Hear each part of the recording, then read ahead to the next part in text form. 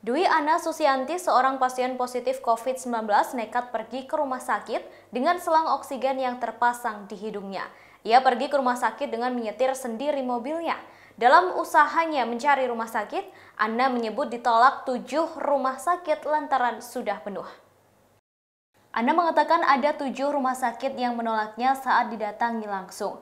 Sebelumnya sudah ada 6 rumah sakit yang menolaknya saat dihubungi melalui telepon.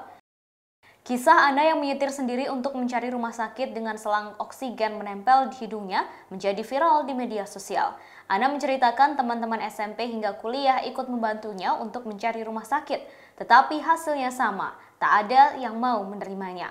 Dikutip dari tribunlampung.com, Kamis 28 Januari 2021, Ana mengatakan mencari rumah sakit sejak hari ketiga dinyatakan positif COVID-19. Kemudian saat hari kelima, Ana juga ditolak oleh semua rumah sakit karena dianggap saturasi oksigennya masih bagus.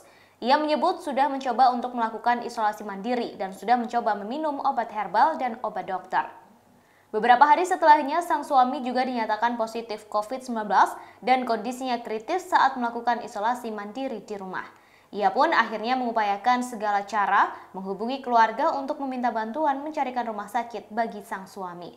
Hingga akhirnya sang suami mendapatkan rumah sakit. Namun setelah itu kondisi Ana juga menyusul sang suami. Saturasi oksigennya turun hingga mencapai angka 81.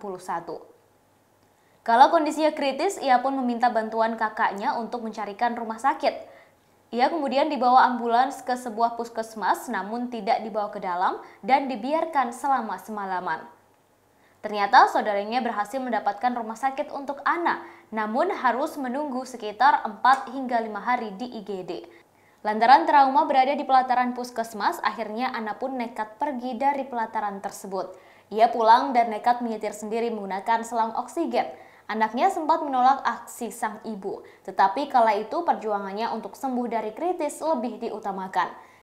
Kini setelah sembuh dari COVID-19, Ana merasa sangat bersyukur. Ia pun tak habis pikir hal apa yang membuat semua rumah sakit menjadi penuh. Padahal ia tahu pemerintah juga telah berupaya untuk memberikan semua fasilitas yang dibutuhkan. Tapi saat itu ia memang melihat dengan mata kepalanya sendiri bahwa rumah sakit memang penuh. Demikian informasi di Tribun News Update kali ini. Saksikan terus Tribun News Update di channel tribunnews.com. Terima kasih sudah nonton. Jangan lupa like, subscribe, dan share ya!